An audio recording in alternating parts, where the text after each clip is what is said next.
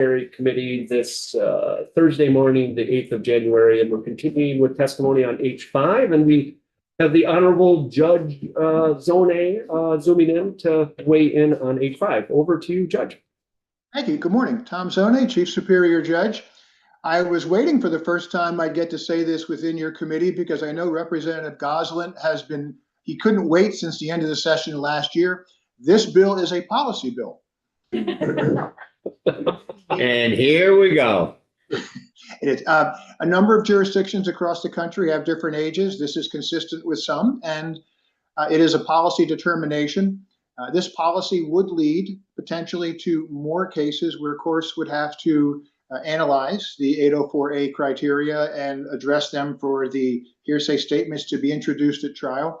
And insofar as the impact upon the courts, I think it would work fine. In other words, I don't think that this is a bill that would cause any significant burdens on the court.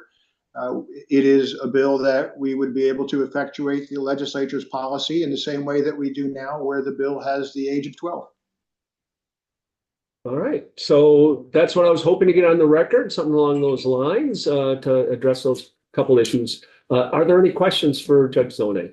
Yeah, I don't know who the question is for, but I don't even know why the question came up in my mind. Why is it under 16 or 15 and under and not in the age 16 not included?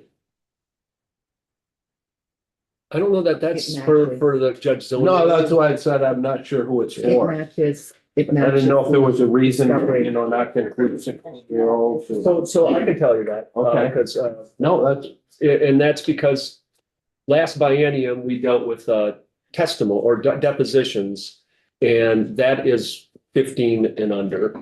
Okay. Yeah, and we wanted to be consistent with that. okay. I wasn't looking for changes. Now, whether that's the right one or if it should be 16 for all those, but that seems to be where Jennifer Pullman and the advocates are. They're happy with the 15 and under. They were happy with that for the deposition, and they asked us to make it consistent. Yeah, so that's what it's. Yeah, Perfect. Yeah, Ian. Hey, Judge. Thank you very much for being here. My question is away from policy and more on the procedural side. As a new legislator, I don't think we've had before us a proposed change to a judicial rule like in the rules of evidence. And I understand that there are multiple paths for changing a rule like this. One being the path that we see here, another being going through the rules committees or the rules of evidence committee. Can you speak from your perspective the sort of positives and negatives to going through these different paths and why we would go through this path versus the other path? And if you know anything about sort of the history on this particular rule on these two paths? Well, first, when we have rules, it does, from a philosophical point of view, if they're court rules, we do have a process in place where the court is the one that we have the rules committees who address these matters, where the rules committees then bring them to the Supreme Court. There's comment, there's the opportunity for the bar to weigh in.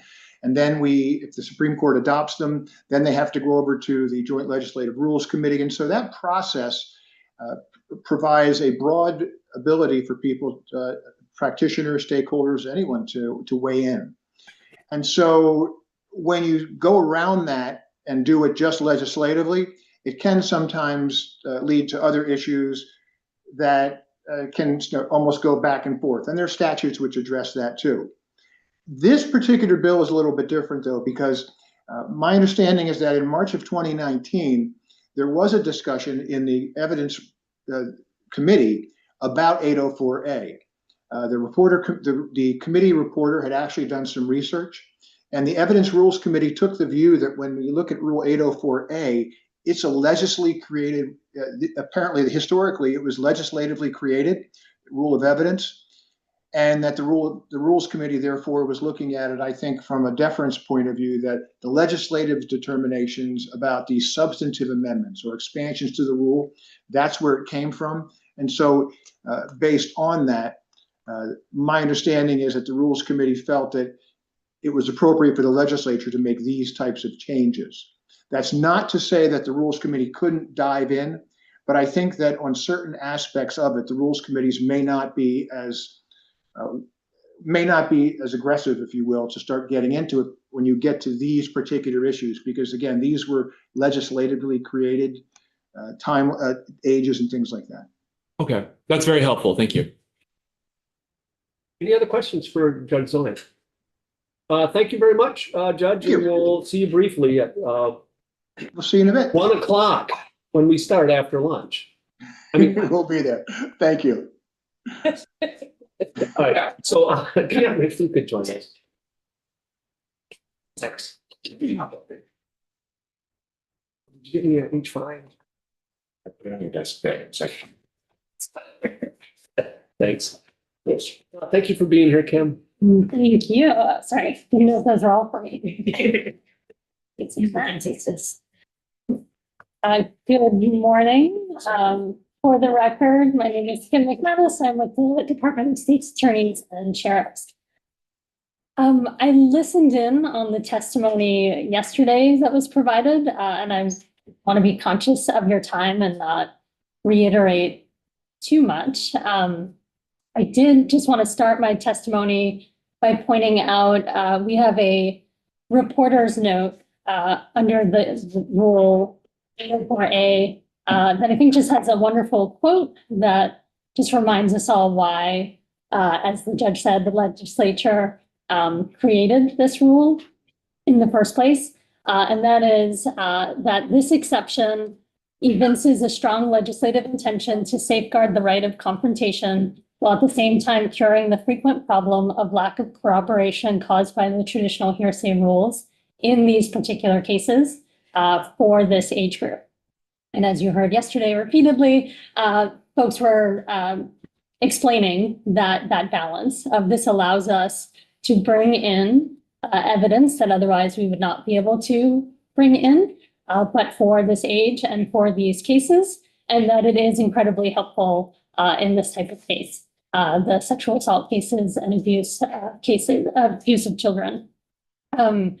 As the judge said, it's a decision for this body whether you wish to raise that age to include the 13, 14, and 15-year-olds. My department supports this bill. We highly support it. It is one of our 10 priorities of this bill. And Attorney Padula, I think, did an excellent job yesterday running through how this helps our cases. And she used the metaphor of a ladder. We'll often also use the metaphor of a brick wall that a prosecutor, when creating a case, when building a case at trial, every piece of evidence is a brick, and we're trying to build the strongest wall possible to get over that presumption, the burden of beyond a reasonable doubt. And then, of course, the defense attorney's job is to try and poke holes in those bricks. And in these cases, when we often only have a child's testimony, that's one very lone brick. And so when we're able, if the child has made disclosures prior to legal proceeding and the other requirements necessary, we're able to bring in that testimony through these other persons who have heard the disclosure, and that just allows us to add bricks to the wall. So it strengthens our case. As Attorney Padula said yesterday, it takes the weight off of the child, that the child is not holding the entire case. And I apologize, the rule also includes another group of individuals, and I know Wilda White is here, so I will leave it to her expertise. But this, it just takes the weight off the child. So the question for you all is, do you wish to raise that and include another subset of individuals? And again, we support that. I'm happy to talk through the practical steps of this. Again, I feel like you heard that yesterday, but if there were any questions or if you'd like me to run through what this looks like as far as when a prosecutor is going to use this evidence, how we use it, I'm happy to do that. But I also don't want to repeat what you've already heard. I think it'd be helpful, actually, if you could run through a scenario of how this would play out, just make sure. But Angela, go ahead. Can I ask you to include in that scenario that when or how, under what circumstances the child would be compelled to testify? I know that's required that they're available. So when is that utilized and what does that look like? Sure. So, and I'll focus on, this would be one example, there be many, but of a child who is being sexually touched by an adult. So often, as was stated yesterday, a child might disclose this to a friend first or a teacher. Or I'll go through a particular case that I had. A child was at school. The school was doing a segment, the class was doing something about inappropriate touch. There was education going on. And after the presentation, the child said something to a friend about something that was going on at home involving her stepfather. A friend said, "You need to tell Miss Teacher." Child didn't want to. Friend was like, "Hey, I really think you should tell the teacher." Child told the teacher. Teacher said, "Let's go to the guidance counselor."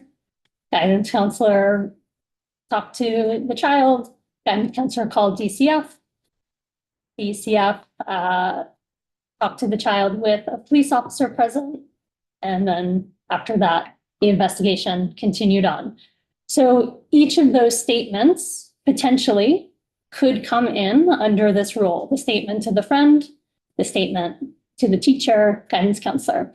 And the way, so before we get to court, so we have that evidence, we see all these statements.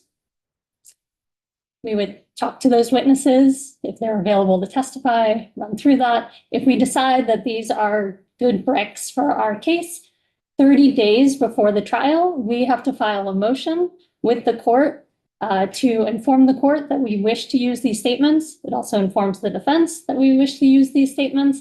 If the defense objects to these statements, the court holds a hearing, and that's when we present what evidence we wish to present and the argument for why. And that's when we run through what's needed to allow these statements. There's 4 steps laid out. So the first one being, is this a victim of the certain crimes that are listed? And are these statements being offered for that proceeding? Check. Were these statements not taken in preparation for legal proceedings? For this one, and this wasn't mentioned yesterday, I think a lot of folks were mentioning the friend, the teacher. Statements given to a DCF investigator or a police officer are possibly allowed if it's in the investigatory stage, not the prep for legal proceeding. And there's a difference there, and we have a lot of case law on that, because that is a part that often gets challenged. And our court has repeatedly, if they find that it's the initial investigation, that they're still gathering information, that statement, which could include a recording, can be used at trial. So, and then is the child available to testify? That also would come up at the hearing, that the child will be there and not sitting in the courtroom the whole time, but out in the hallway. And either that the prosecution will have the child be a witness, or the child is available if the defense moves to have the child take the stand. And then the last part, which is where the judges spend the most amount of time. Before we move on, just On the available piece, I'm curious, like, how would you determine a child is not available? What is that what does that look like? It's like they're just refusing outright, or like? Right, if there's evidence that, that the parents took the child out of state, if the defense said, "I believe the child's living in Colorado, can you assure me they will be here?" Like something like that. Or if the witness was hospitalized, was again, potentially, is there any evidence that the child might not be available? Now, life happens, so circumstances change. But at that moment of the hearing, is the state representing that that they talk to the child's family, the child will be available to testify? go ahead. I also was under the impression, and maybe falsely, that young children sometimes are in a different room and it's on video rather than physically in the courtroom. Yep, and so available doesn't have to mean in the courtroom with the defendant, with everyone. There's another rule that we would go into if we wanted to have the child be available, but have certain protections. And that you could do a video, it's through a video screen, so that the child doesn't have to be looking at the jury or in the same room as the defendant. And that is, again, something pre-trial that if the prosecutor wanted to advocate for that, would do that at that time. Defense attorney would have their opportunity, if they didn't agree with that, and to go from there. Is that used a lot? Is that used more often than not? I mean, I'm just trying to think of how scary it is for a kid to be in a courtroom. It really depends. It depends very much on the age of the child. And just it's just between the child and the parent and the prosecutor, that's a conversation. But it's always available. It's not like, oh, we only have that in certain courtrooms or certain counties. No, and I'd have to double check the rule. I believe that is still 12 and under, but I would need to check. So there's an age restriction. But not a geographic restriction. I don't believe so. I believe if the judge decides that that's appropriate, then they would take care of the AV part of it.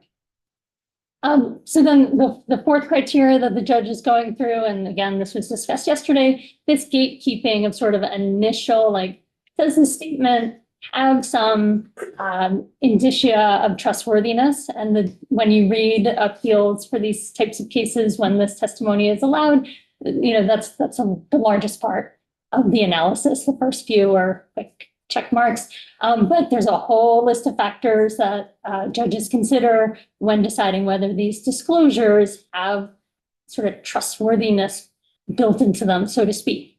So if the judge decides, yes, all these statements can come in, or it might be this one and this one, but not this one, then at trial, the prosecutor is able to call Ms. Dolan, the teacher. And when we come to, did Susie come and talk to you after the class? Yes. What did she say? And this is the important moment. She said, stepdad is touching her under her pants, right? That statement is what we otherwise wouldn't be able to get in. And now we can have Ms. Dolan say that statement. And then with the DCF investigators and the police officers, again, often those are recorded. And so often the recording can be played so the jury can see that interview with that child. So when the child, if the prosecutor decides to put the child on as a witness in their section of the case, their direct examination, all of what this child has said has been said.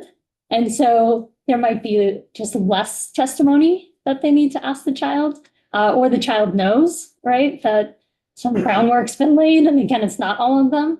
And the biggest part is it's a child and maybe they don't do well that day. Maybe the words are having a tough time coming out. The words have been able to come out in another way. And as Attorney Padula said, the jury still needs to assess the credibility of the child, assess the credibility of the other witnesses, and the defense attorney has the right to confront the other witnesses and the child. So back to your question, if say the prosecutor is like, you know what, this is going great. I think, and depending on the case, I think I have all my bricks. I don't need to directly examine the child. The defense attorney can move, and this would be, they wouldn't do this in front of the jury, but they could move and say, we would like to question the child, and then they would be able to cross-examine. Just before, so the recording, the police and DCF, the defense counsel could call the police officer and the DCF person if it's a recording, right? Just, Well, and it would come in through like the oh, DCF. they would be on the stand, We just introduce can't it. play the video. We'd have to lay the foundation for when it happened, where it happened, all the They'd be on the circumstances. stand as So well. they would be on the stand while that was playing, and that's when they would be able to cross-examine. But I just did think that was an important thing to note, because it's a very powerful piece of testimony when it's able to come in. And again, judges go through this weighing the factors very carefully. They do not always allow these statements in. This is not a check. You said it to a friend, okay. They really examine how it was said, what was said beforehand. The most likely one of the scenarios that comes up a lot when judges will not allow a statement in is if a well-meaning adult or parent starts questioning the child a lot and sort of after an initial disclosure and is asking, well, what about this? What about this? What about this? And then goes to the DCF investigator and well, this is everything that happened and tell the officer this and kind of is, and that's when you look into the factors that the judge is looking at, that's a lot of leading questions. It's a lot of, it's not this spontaneous first person account. There's now sort of a tainting of that. And that's where judges will draw lines. So I think that's important to know. Like this doesn't all automatically come in. This vetting that happens before trial occurs. Barbara, then Karen, then Angela. So I'm wondering about and I realize I'm asking you sort of for hearsay here, but your opinion of how the cross-examination end up going for the kids. Just, I know cross-examination can be intense, and I'm assuming defense attorneys try to be sensitive. I also know a lot of people are pro se, and I'm just trying to think if it's the step parent in your scenario that's cross-examining. My experience is that kids have been warned a lot, like if you ever share this, I'm going to hurt your mother, I'm going to, so are there protections? I mean, I guess I don't know if the questions need to be submitted ahead of time for cross-exam or we're just relying, the judge needs to, does monitor things. It is difficult. Again, that's why this is so helpful because it is quite difficult for anyone to be cross-examined. Sure. Any adults. Yeah. I was deposed once and I was Me too. sweating bullets and, and I'm usually the one asking the questions and I was like, wait, did I say the right thing? What did I do? I didn't mean that. So it varies. I have watched defense attorneys so deftly and carefully and compassionately ask the hard questions, but do it just so well, like truly. And it's an art form to very carefully ask these really tough questions to a child witness. And some are remarkable. And while still zealously advocating for their client, there are others who are not, who,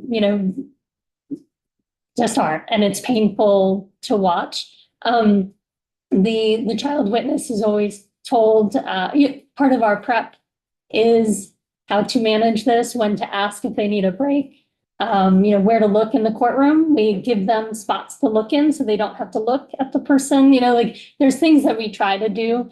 And then the judge is, in charge of the courtroom. So if the questioning, like any questioning, crosses the lines of what you're allowed to do, the prosecutor's objecting, the judge is weighing in on that. So the prosecutors are doing what they can, but it is very difficult. And again, this is what's helpful about allowing this evidence in. Yes, no, I get that. And I get that one of the reasons we can do that is the ability to face your accusers, but how tricky that is when it's a 6-year-old or Yes.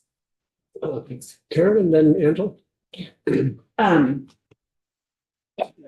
I'm sharing the background of how, this could all play out in court and what a judge considers with it.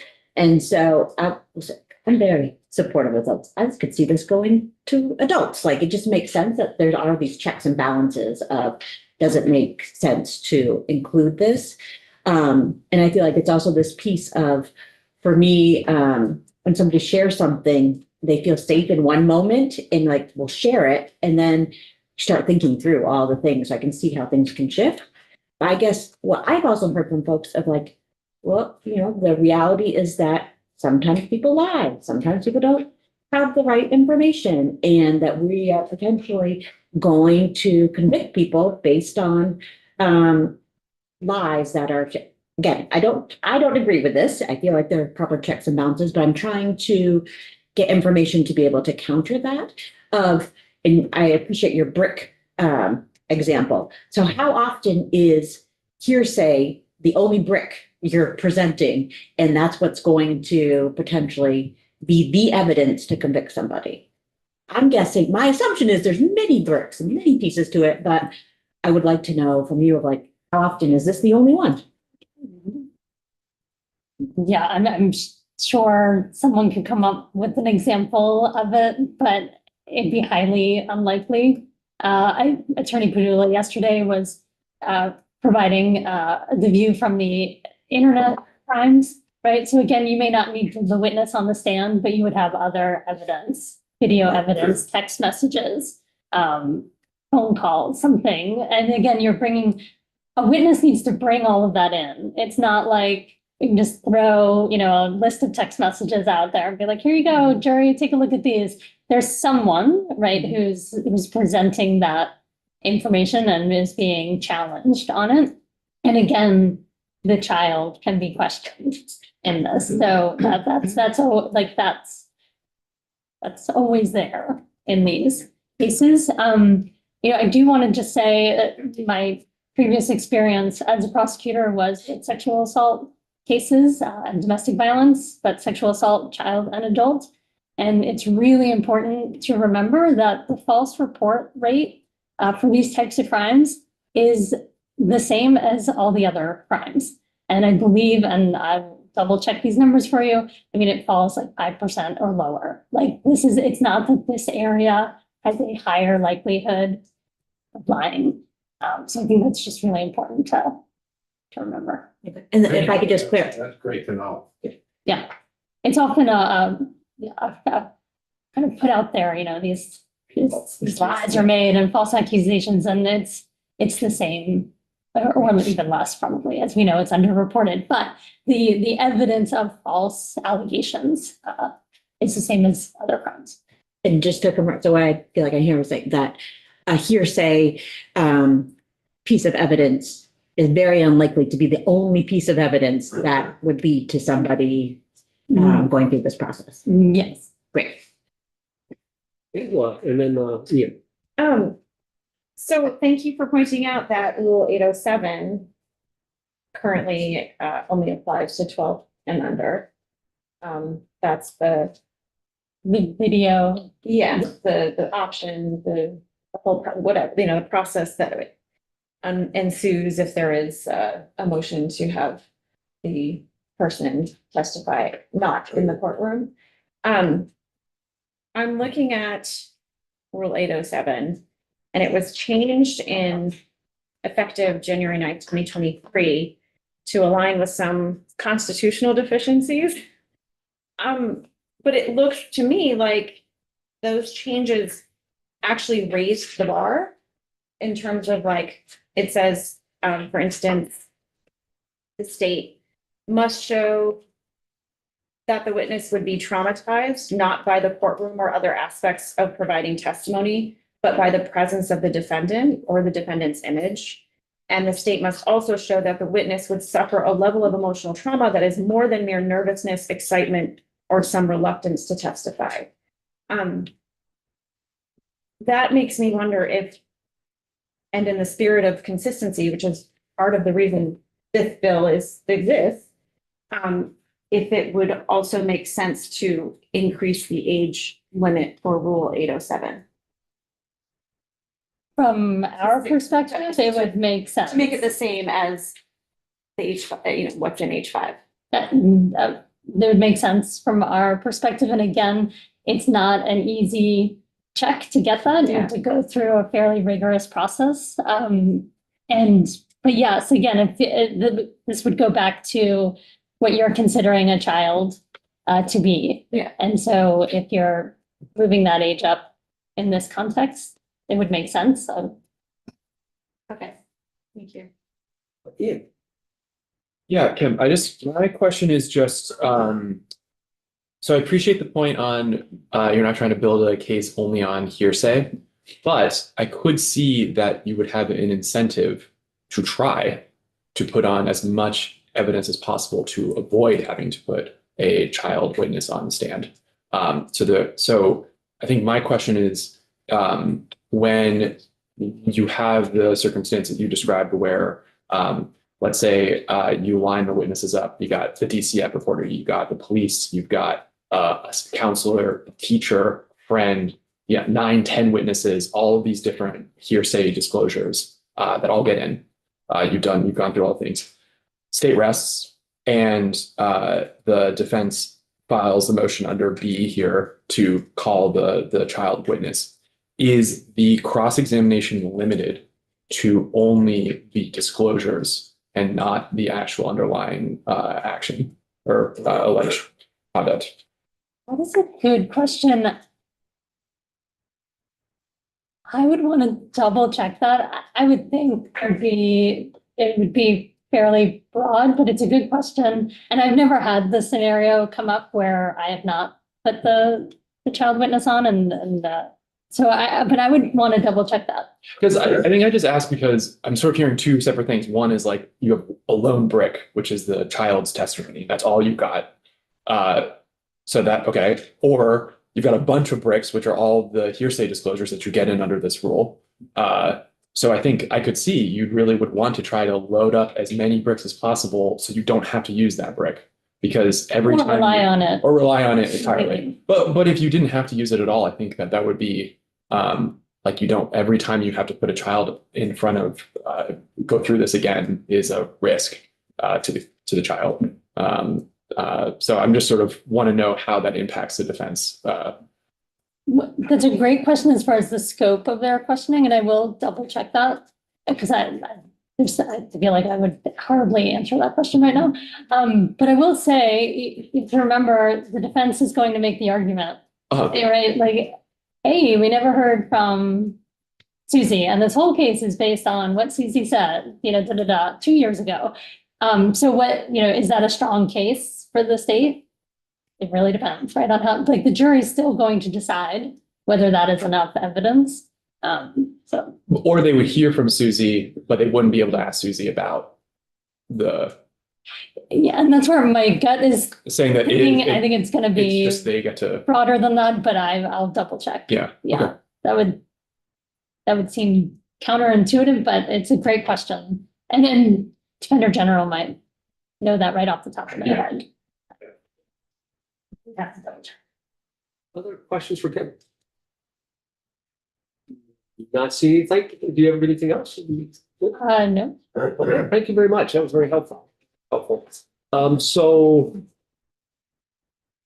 we've heard from a lot of folks that are very much in favor. I'm hoping that Wilda will bring us some different wisdom and certainly happy and delighted that Wilda that you're here to testify. The Defender General, I don't know that we have him scheduled yet, or he apparently hasn't gotten back to us. Yes, and we are not going to. Okay, so we're going to be rescheduling the Defender General for another time on this. So Wilda, you have all the time you want, really, because we don't have another thing going until 11 o'clock. But these folks will probably need a break at some point. All right, I'm taking my mask off at my peril. The last time I took my mask off, I got COVID. No, well, so far we're First and only time. This is good to be here early in the session before the State House bug has gone around yet. So you're coming at the right moment. So Don't breathe. We'll hold our breath. We won't if you won't. So if you can identify yourself for the record and proceed. Yeah, my name is Wilda White, and I'm here on behalf of an organization called Mad Freedom. And we are a civil and human rights advocacy organization with a mission to end the oppression and discrimination of people based on their perceived mental states. I've testified in this committee before on bills that are somewhat related to this one. I think back in 2020, I testified asking this committee to remove from the law a provision that presumed that people with mental illnesses could not consent to sex. And you did. I explained this as a civil rights violation and contributes to the marginalization and oppression. Next, I asked you to remove from the law a provision that prohibited people with so-called severe psychiatric illnesses from marrying. And today I'm asking you to remove from the law a provision that treats people with mental illnesses as children. I am an attorney. I'm licensed to practice law in New York, California, and Massachusetts. I hold an MBA from Harvard Business School that I graduated with distinction. I've been an international management consultant with McKinsey & Company. I was a named partner in a San Francisco law firm. I was assistant city editor at the Miami Herald when the paper won a Pulitzer Prize for public service. I'm also a person that meets the definition of a mental illness in your statute. I've been diagnosed at various times with schizophrenia, bipolar disorder, depression, all of which meet the definition of mental illness. I am not a child. I don't want to be treated like a child. And I don't think that I would want the so-called benefits of Rule 804A. And I don't think I should be entitled to them. I think this statute perpetuates the discrimination and oppression of people with mental illnesses. I think it's based on an outdated conception of mental illness. And I think it leads to the marginalization and oppression that leads to employers saying they won't hire people with mental illnesses, employees not wanting to work with people with mental illnesses, families not wanting people to marry people with mental illnesses, and the over-incarceration of people with mental illnesses. And so I'm asking you to remove that provision from the law. I'm also, I will say, opposed to the expansion of Rule 804A to expand it to age 16 and up. Bill under 16, because I think it's fundamentally unfair. If we assume that the defendant is guilty, yeah, have at it. And I think the bill actually does assume that the defendant is guilty. I think when you read the bill, it says, the bill proposes to extend the hearsay exception to children who are 13 to 15 years of age in which the child is a victim of abuse. It doesn't say alleged. It doesn't say putative. It says is a victim.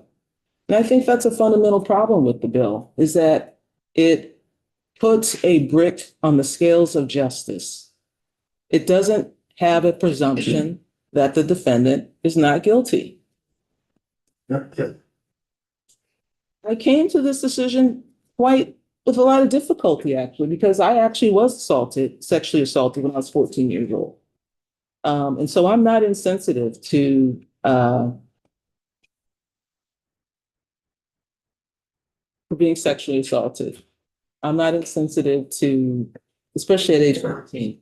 I didn't tell anybody. And so I didn't have to decide whether I was going to testify at trial or go through that. I just didn't tell anybody. But this bill does not protect people from testifying. It does not protect people from cross-examination. It does not protect people young people from being disbelieved. What this bill does is increases the odds of conviction. It makes it easier to get a conviction. And when I think of a defendant who's on trial who hasn't committed a crime, that just seems fundamentally unjust to me. to put that brick on the scale of justice when the defendant is presumed guilty, particularly when that defendant may turn out to be innocent. I also think the bill is arbitrary in the fact that it's raising the age to 16 and under. You know, we started in 1985 when this bill became law. It was 10. Then it was raised to 12, and now we're proposing raising it to 16. Why? There's no principled reason. There's no science-based reason. It's just for convenience. And all of you know as well as I do that there have been many bills before this committee and we've used age for convenience. When we want to make it easier to convict young people who've committed serious crimes, then we can try kids who are 14 years old as adults. When we want to make it easier to convict those who have tried to harm young people, we say they're children. So on the one hand, we treat them as children when we want to increase their conviction, and on the other hand, we treat them as adults when we want to inflict punishment. I think this committee needs to decide a principled reason or a science-based reason to use age, and not to use it just as a convenience to get convictions or to inflict punishment.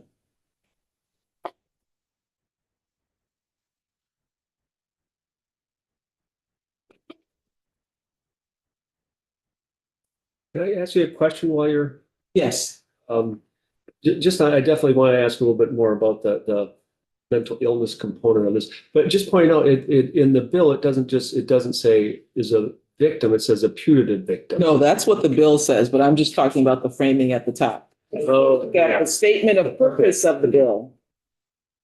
Then we could add. oh, okay. So that doesn't actually get the law. It doesn't go on the law, but I think it's telling. I think it speaks volumes. Right, no, yeah, it says that I didn't look at it closely enough when we had this introduced. That said, but I got your point. Okay, so go ahead, and then I'll ask the other questions. Oh, no, Ken, go ahead. So what I'm hearing and backing up on all this, what you're saying, going back to 2005, What was 2005? your knowledge in dealing with all this stuff, I forgot what year. It said in 1985, the bill became law. 1985, Rule 804A was introduced to allow hearsay evidence for children under 10 and the bill said mentally retarded and mentally ill people. Okay, so has this, your testimony on this is all the experience that you've had dealing with the kids with these issues and these ages and all that stuff? I mean, my testimony is twofold. My testimony is that you should remove mental illness from the bill because you should not be equating mental illness with children, right? People with mental illness are not children. My other point in the bill is that you should not expand it because I think it's fundamentally unfair to allow the prosecution to put a brick on the scales of justice when we have a system that's based on the presumption of innocence. This type of evidence is not allowed in any other case. And for two reasons. One, because it's hearsay. And second, because it would be deemed cumulative. Cumulative evidence is typically not allowed in trials because the jury gets the impression that, oh, there's so much of it, so it must be true. But remember, it's all just one person's testimony. And so this bill actually, this Rule 804 actually does two things that the law does not permit because we have a system based on presumption of innocence, no hearsay, and no cumulative evidence. It says, no, we're going to allow cumulative testimony and we're going to allow hearsay. Now, there are exceptions to the hearsay rule, but this exception is very different from the typical exceptions to the hearsay rule. The typical exceptions to the hearsay rule exist because we believe that they are inherently reliable. When someone does a dying declaration, we believe that that's inherently reliable. When someone does an excited utterance, we believe that that's inherently reliable. We think that business records are inherently reliable, and we think that when doctors record information in medical records, that's inherently reliable. But what we've said, our rationale for hearsay exceptions is that there's built-in reliability. This is a completely different structure of a hearsay exception because it's not based on reliability, it's based on the status of the declarant. We're just saying if these are the declarants, if they're under this age, if they have a mental illness, if they have an intellectual disability, we're going to allow hearsay evidence because we want it to corroborate. We want to use it for corroboration purposes. So I understand where you're saying, but my question is I think what I've heard from other witnesses is they have direct experience working with these cases, not just their feelings on the mental health and all that stuff, just direct stuff. Have you done that same? No, I have never been a criminal attorney or prosecuting attorney. So the experience that they're actually dealing with what is actually going on with the individual cases, you've never dealt with, I'm going to say, lack of better words, one-on-one with them. I have never prosecuted a case of child abuse, and I have never defended a case of child abuse. But you've been involved in a lot of them. I've been sexually assaulted as a child. Yes, I heard that. I'm sorry about that. I'm just trying to weigh the horrific experiences and what's going on and all that stuff. All the witnesses so far, I think what I've heard are like dealing with this all the time. Not dealing. Well, yeah, I mean, they are prosecutors, and this is a brick for prosecutors. And so, yeah, it does benefit prosecutors. I'm not a prosecutor. I'm speaking more as a citizen of a resident of Vermont. Right. I know. I like fair trials, and I don't want to be misunderstood. I want to speak on behalf, or I want to make sure the victims are taken care of, and you're a victim yourself. And it's like, okay, so how do I, in my head, make the right decision? That's what I'm trying to do. Yeah, I've gone through the same thing. Last year, actually, when I wrote this, last year I wrote a letter in opposition to this bill, and I didn't oppose Rule 804A. I just opposed taking the mental illness out of it. After listening to the testimony yesterday, I thought, I don't think it's fair. I don't think it's just. If I were a defendant, I wouldn't want this because I would assume I'm innocent. I wouldn't want all this. It's hard to overcome a bunch of people coming into court saying this is what I heard. Because of a child, especially in preparing for my testimony, I was reading a lot of the case law about how this has been applied or, tried to be applied. And I've just read so many times where like parents are coaching their children to say stuff to get custody of the child and kids are impressionable, wanting to please their family, parents and stuff. I'm not saying that.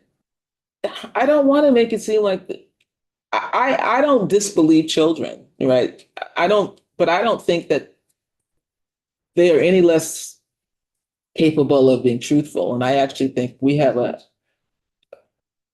lying epidemic in this country. And just for the record, I don't think we're dealing near enough with mental health. We don't have facilities. We don't have anything near what I would like. So I'm on board with your way of thinking with mental health. Just for the record, I'm a big advocate for we need a lot of help in mental health. So before Karen, are you good? Yeah, thank you. So on the cumulative evidence issue, I would assume that would be the Defender General would be arguing that pretty heavily that don't keep on adding additional hearsay. So that can be sorted out already in the courts. I believe that I think Rule 804A, the way I read the case law, makes that admissible. Well, yeah, I'll ask the Defender General as well, just because it would seem to me that that would be an objection I would pretty quickly raise, but as a past defense attorney, I mean, am I off base on that? Well, I think just because evidence is admissible doesn't mean you couldn't object to it for cumulative. So I'm assuming, I'd be actually kind of curious to hear how it would go in the procedure that we kind of heard laid out by the last witness. Goes through, does the check, okay, so we can submit this as evidence, we can call this witness. But then maybe defense could make an objection. Okay, Your Honor, we understand this could be admissible, but we're going to make an objection that's cumulative. So we've heard it. We know, we understand what they're going to testify to. There were 3 people in the room. She made the disclosure to all 3 of them. We don't need to hear from all 3 of them, Your Honor. That kind of Right. all those disclosures could be admissible under this rule, but it's too much. It's prejudicial. Yeah, that kind of thing. Yeah, we'll hear a little bit more from how practice works for DA. I'd be curious to hear it, yeah. And so the other is the status of the declarant. Isn't that kind of the same for the dying declaration? And the status is the person's dying? I mean, is that, or is it a little bit, I guess it's a little bit. Yeah, I think it's a little bit different. If this is based on age and mental illness or intellectual difficulty without the added reliability, Right. trustworthiness built in. So Karen and then Angela. Yes, thank you for being here today and sharing. And I think this is a perspective that I hadn't really thought through, so I appreciate you sharing this. And I'm also curious, because I would think that there might be some that do see it as a benefit. And so I want to weigh that there's likely different perspectives in the world of folks who are navigating mental illness, mental health. So I'm wondering if you have ideas of other folks that we should hear from who advocate under mental health issues so that we can bring those voices to the table too and get a kind of comprehensive or robust perspective. I do not have anybody to recommend who would testify contrary to me. No, I don't know. Okay, so you think all I'm not a mental health advocate. I'm a human rights and civil rights advocate. Okay, That's not me. okay. I don't have anything to offer there. Okay. For you. That's the piece I feel like I would like to, I appreciate this. And I feel like I would also want to hear from folks in the mental health advocacy that would make sure like it works from all different perspectives. So I'm just sharing, I appreciate this one. And I want to hear more to kind of get the full picture. Yeah. I did have one other point I wanted to make before I'm finished. We have questions. Can I in the end, and then I have a couple questions, and then definitely we'll give you the time to finish your other points as well. Okay, I think we have plenty of time. Angela. So thank you. And just to clarify, I wanted to make sure that I'm hearing you correctly, that your request or wish is to remove person with a mental illness, but not an intellectual or developmental disability. Is that correct? I don't feel like I'm the person to speak on that. I would remove it, but I just don't think I should advocate for that because I'm not a member of that community and I haven't traditionally advocated on behalf of that community. I don't feel, I have in the past wanted to remove that from some things because it was clear, but I just don't know here. Okay. So I'm not overreaching.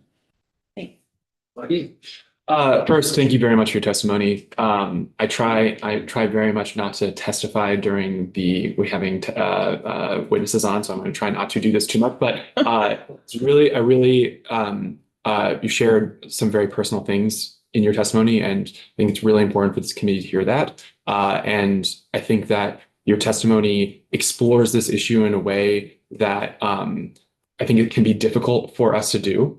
Because when we're talking about children and child sex abuse, that can be a difficult discussion when we're also trying to protect defendants' rights and to preserve a presumption of innocence. And so I really appreciate your testimony in those ways. My question is just more on the definition for mental illness and striking it a full strikeout versus is there a sub definition, some more tightened definition of a subset of people who you think would benefit from this protection? So I was going to ask something very much along that line, but if I could just Ask you better. I'm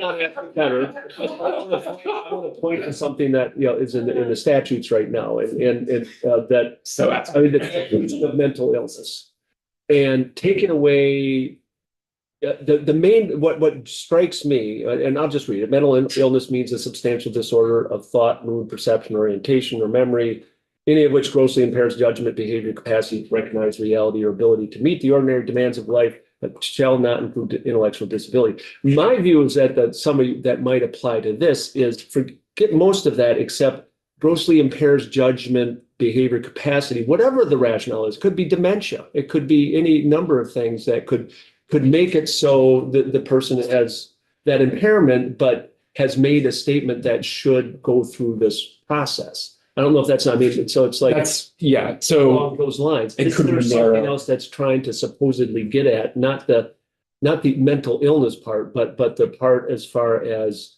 the impaired judgment? I don't even understand the reason why I don't see the connection between singling out mental illness in the statute and the so-called protections of the statute, because the statute doesn't protect you from testifying. It doesn't lower the burden of testifying. It doesn't lower the burden of cross-examination. And in fact, when I was doing research on this matter and preparing my testimony, I came across an administrative decision that where the person was an adult with a mental illness. And there was a footnote in that decision that said, the hearing officer noted that even if the other requirements of Rule 804 were met, it would be difficult to accept the testimony of a, quote, mentally confused adult through third-party statements unless competency had been well tested. And so I'm just wondering, how I read that is like, we have this statute that's singling out people with mental illnesses and treating them like children when it may never be able to even be used, because if those conditions are met, they would never pass the reliability tests that the judge is asked to do under. So if they have those grossly impaired judgment, behavior, etc., whatever dementia, whatever, can you trust that statement as hearsay? Yes, that's what yes. And so my point was that the stigmatizing carve out is written into the law, even when it may be narrow and hard to use in practice. And so we're carrying this civil and human rights harm, equating adults with children without a clear, consistent benefit.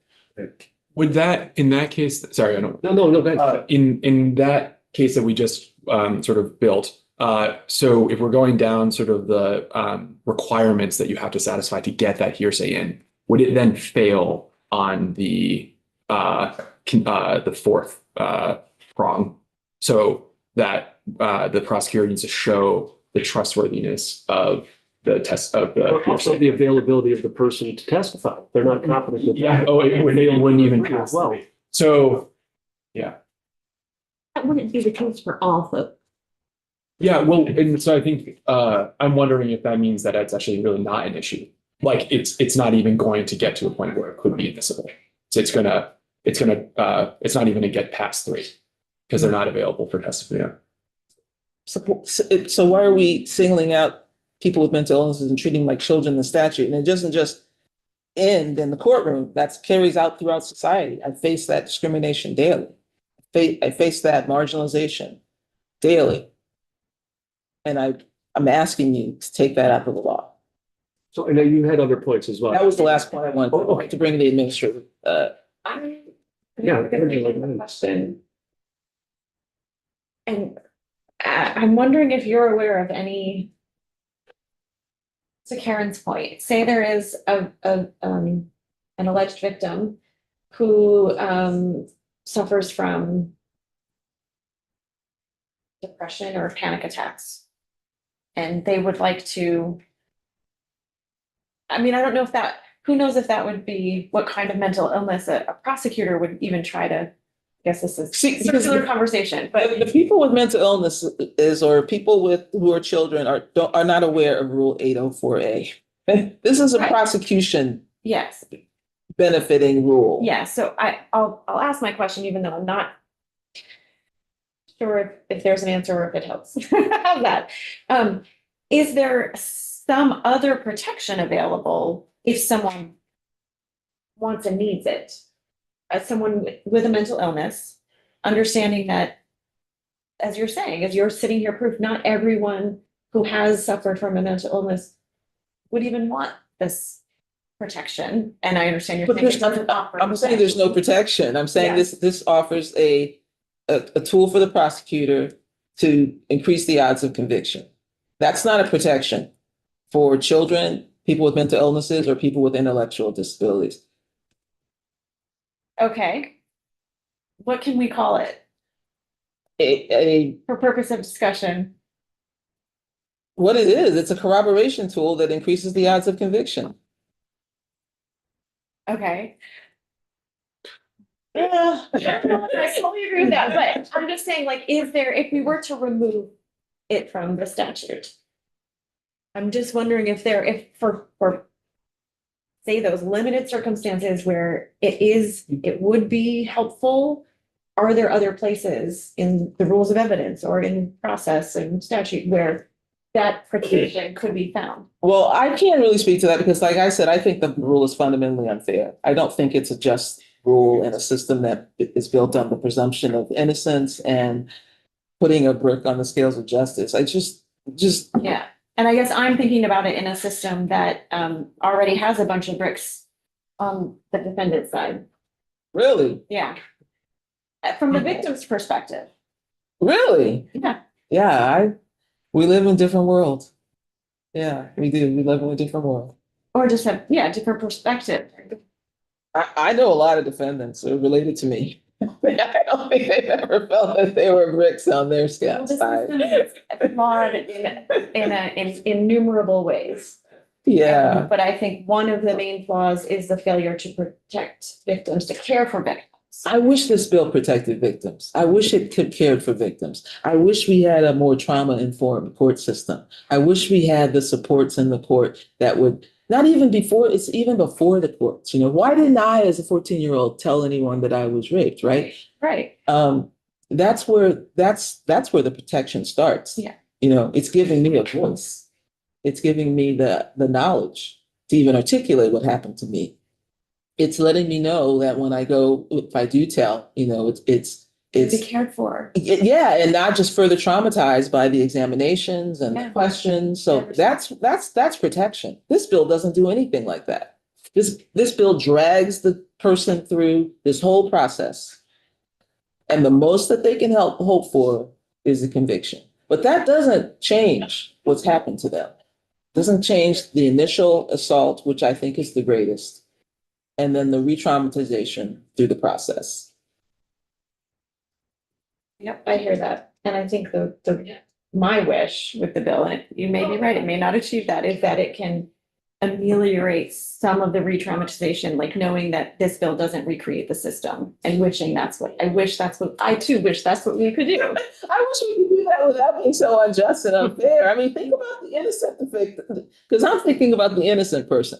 Yeah. You know, I'm fine with the bill if everybody's guilty, but that's just not a reasonable assumption. Right. Although we did hear that false accusations in this realm are don't happen at a greater, rate than all other crimes. And that these types of crimes are underreported. So I'm thinking about all of that too. But acknowledge the shortcomings and challenges and yes. Barbara. So what do you think about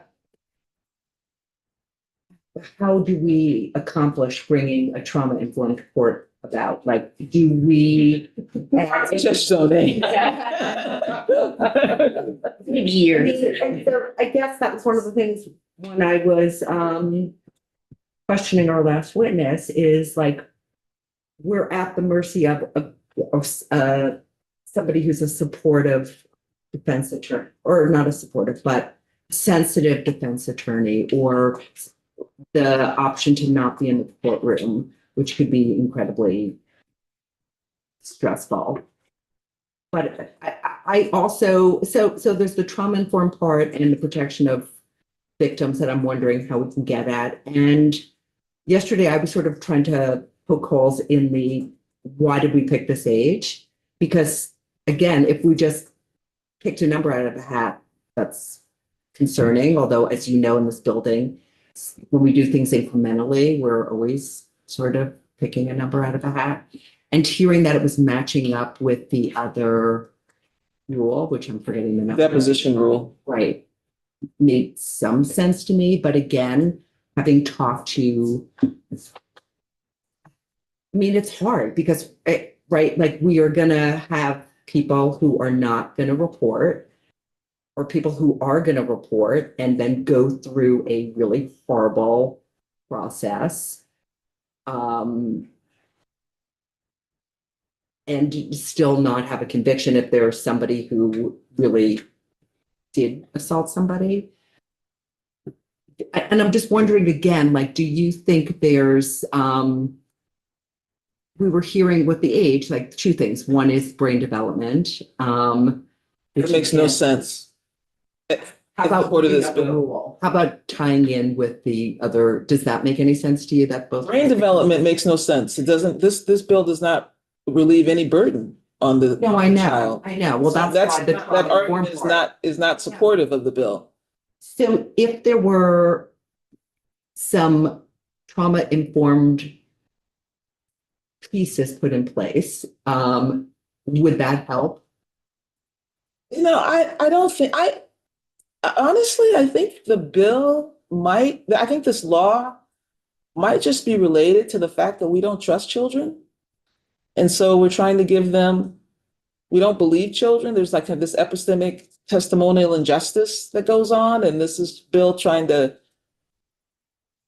overcome that. I don't frankly understand the bill as other than just we want to try to increase the convictions here, and we don't tend to believe children, and so we're going to put a brick on the scale for children. I don't, And right, I mean, and we don't believe people with mental illnesses, and we don't believe people with intellectual disabilities. But in these sexual assault cases, we want to have a conviction because the heinousness of the crime. well, and in adult cases, sometimes gender and race play a huge role too. And we don't do anything in the evidence code for that. We don't believe women when they say they're raped, but we don't change the hearsay rules for that. Interesting.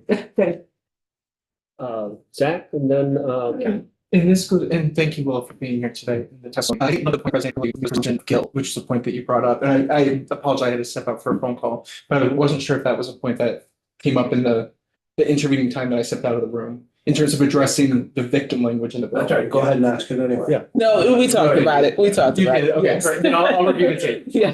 No, it's in the statement of purpose of the bill. Yeah.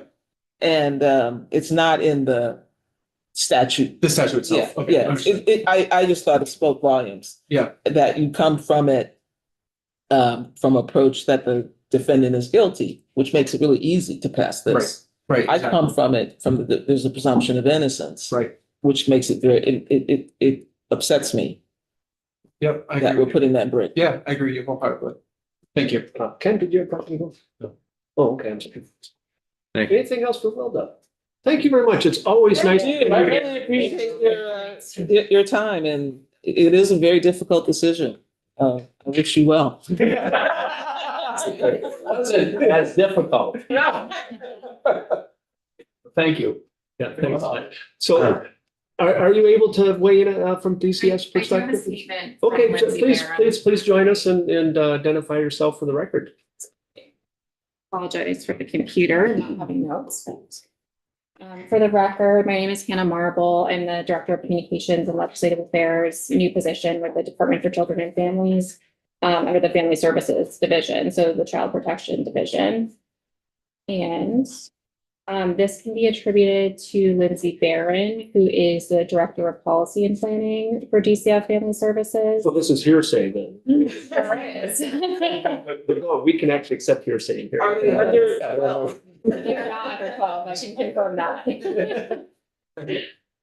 So the Family Services Division has followed each child hearsay bill that has been introduced over the years. We have not thoroughly reviewed the contents of the current H5, so we cannot speak to the specific language at this time. But generally speaking, we have been in support of prior efforts and remain in support of such a bill. All right, I appreciate it. Thank you. Thank you. Thank you. So with respect to the mental illness component, I would like to get more testimony on this. Try to set something up for next, well, we'll see. Karen already has some ideas and Barbara has probably ideas of some different folks. And if anybody else has ideas of who we could hear from on that, I think it's definitely worthy of digging a little deeper. And we still need to hear from Defender General's office. Is there anybody else we need to hear from? How about the child advocate? So, well, we have written testimony. Thank you for reminding me. We have written testimony online. We have a letter from Kid Safe Collaborative, and we have a letter from the 13 child advocacy centers, and that's probably enough. ACLU? Yeah, they may have a different viewpoint on this as well. Yeah, I'll reach out to them as well and see. All right, so with that, we have Michelle coming in at 11. I can see if she can get here a little bit earlier. So we're adjourned until either 11 or further notice. We're trying to get her in at 11:15.